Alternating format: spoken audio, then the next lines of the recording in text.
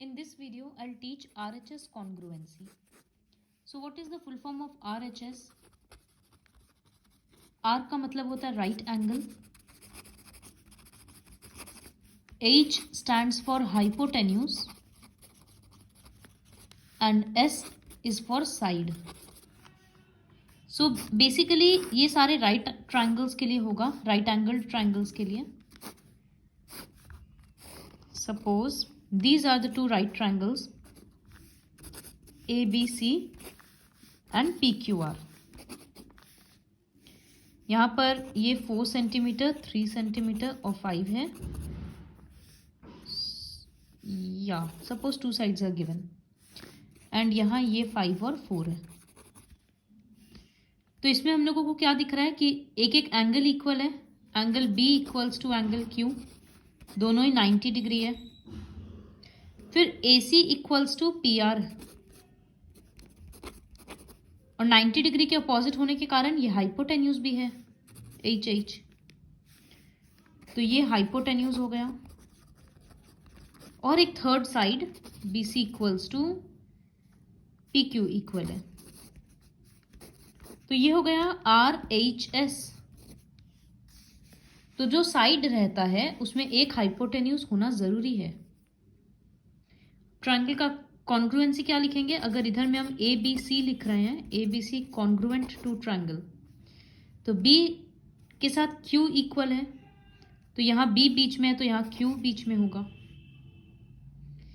फिर AC equal है, तो फर्स्ट थर्ड लेटर इसके नाम के अकॉर्डिंग, तो यहाँ PR लिख सकते हैं,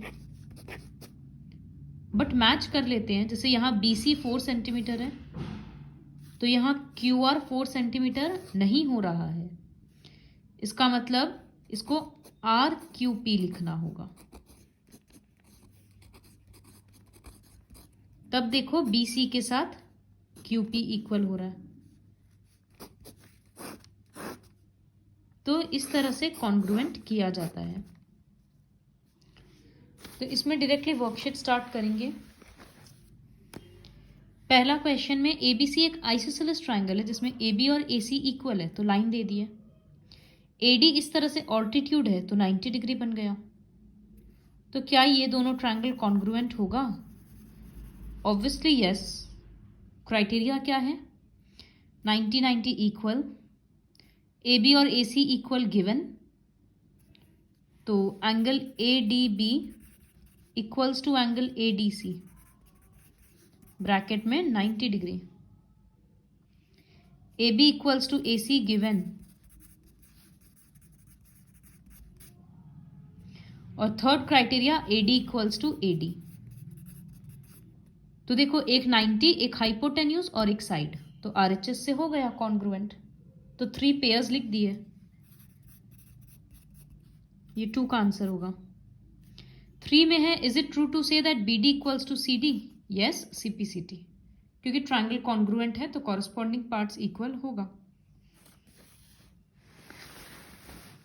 फिर ये क्वेश्चन जो हम लोग हमेशा करते हैं, नेम सिंबलिकली लिखना है. तो देखो D और C 90 डिग्री ठीक है, एक एक साइड इक्वल है, ठीक है.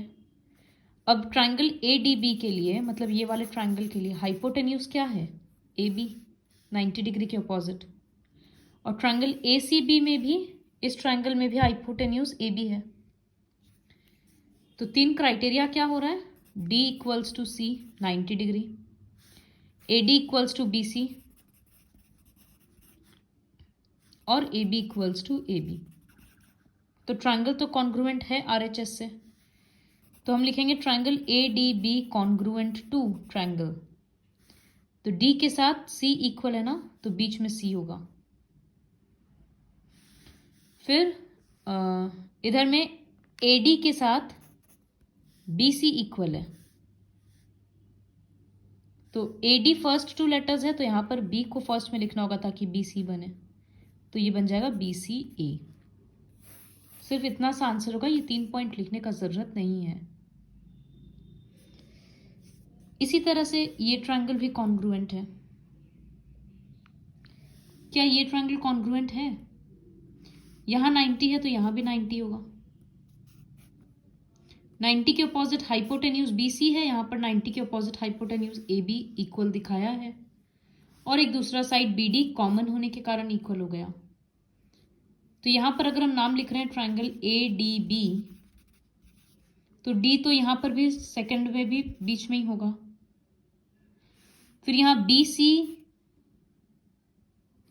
यहाँ पर AB फर्स्ट थर्ड लेटर है, तो AB के साथ यहाँ BC फर्स्ट थर्ड लेटर है। लेकिन यहाँ पर देखो DB बन रहा है, DB के साथ DB ही इक्वल रहेगा। तो देखो AB और उसके साथ CB इक्वल हो गया। तो ये रहा क्राइटेरिया, सॉरी सिंबलिक फॉर्म। तो इस तरह से ये कंप्लीट करना है। थर्ड क्वेश्चन है, QS and RT are altitudes of triangle PQR and QS equals to RT। तो ये वाला साइड और ये वाला साइड इक्वल है, और ऑल्टीट्यूड भी है तो 90 भी है।